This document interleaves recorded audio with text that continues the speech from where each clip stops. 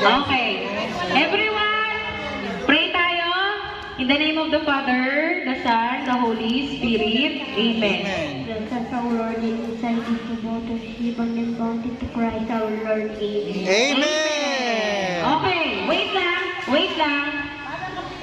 So, ang way po, lahat kayo, simula dito sa kanin, paikot doon para dali niyo yung upuan niyo doon kung saan kayo makapwesto na mesa.